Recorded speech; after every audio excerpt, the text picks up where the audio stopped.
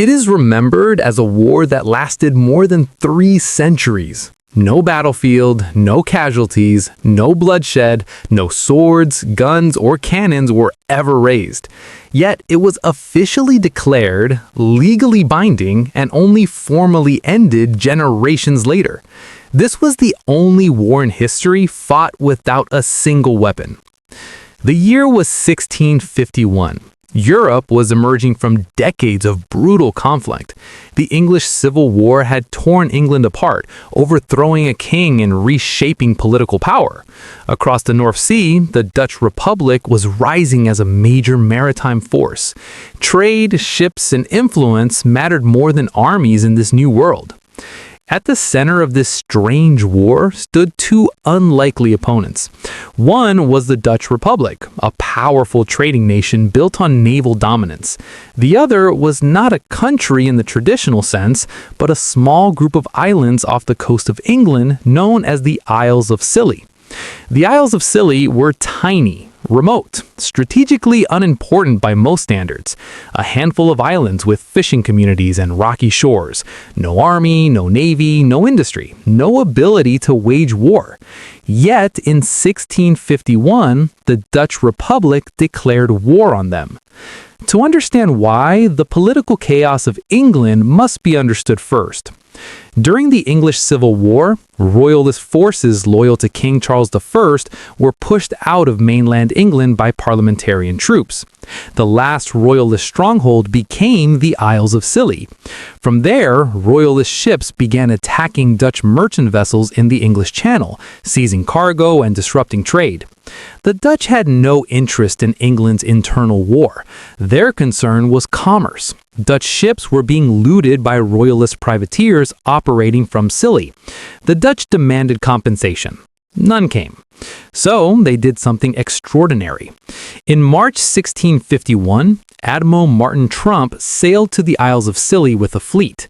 He did not fire a shot. He did not land troops. Instead, he issued a formal declaration of war against the Isles of Scilly alone, not England, not the royalists as a whole. It was a legal move, not a military one. The Dutch Republic wanted the right to seize royalist ships without escalating conflict with parliamentarian England. Declaring war on Scilly created a legal framework. It allowed Dutch forces to act defensively while avoiding a wider war. The war was declared, and then nothing happened. No battles followed, no ships were sunk, no soldiers landed. Within months, parliamentarian forces captured the Isles of Scilly, removing the royalist threat entirely. The original reason for the war vanished, but the declaration remained. There was no peace treaty. No one remembered to end the war. For the next 335 years, the Isles of Scilly and the Netherlands remained technically at war. Generations lived and died without knowing it. No one noticed, no one cared. There was no violence because there was no reason for violence. The war existed only on paper. Centuries passed. Empires rose and fell. Nations were born and destroyed. 2 world wars reshaped the planet. The Dutch Republic became the Kingdom of the Netherlands. England became the United Kingdom. The world industrialized. Still, the war quietly continued. It was not until 1986 that the truth resurfaced. A local historian from the Isles of Scilly began researching unusual historical records. He discovered the original Dutch declaration of war from 1651. Curious, he searched for a peace treaty. There was none. Legally, the war had never ended. This meant that technically, the Isles of Scilly and the Netherlands were still at war after more than 3 centuries. A war without weapons, a war without deaths, a war without battles. The discovery attracted international attention. The embassy was contacted. Historians verified the records. Lawyers examined the implications. While the situation posed no real danger, it revealed something profound about how war actually works. War is not violence first. It is paperwork first. A war exists because someone declares it, and it ends only when someone formally ends it. In 1986, representatives from the Netherlands traveled to the Isles of Scilly. A peace treaty was drafted and signed. Photographs were taken, hands were shaken, smiles replaced confusion. After 335 years, the longest war in history ended peacefully. Not a single shot had ever been fired. Not a single life had ever been lost. Yet for centuries, it had been real. This war exposes an uncomfortable truth. Wars are not defined by bloodshed. They are defined by agreement. If people agree a war exists, it exists. If they forget it exists, it continues silently. The War of the Isles of Scilly proves that violence is not what creates war. Recognition does. After the legal recognition of the war in 1843, diplomats on both sides maintained a curious duality. Belgium and the Netherlands were technically hostile nations in the eyes of international law, but operationally they functioned as peaceful neighbors. Citizens, farmers, and merchants had no practical knowledge of the state of war on their borders. Taxes, postal services, and judicial matters proceeded as normal.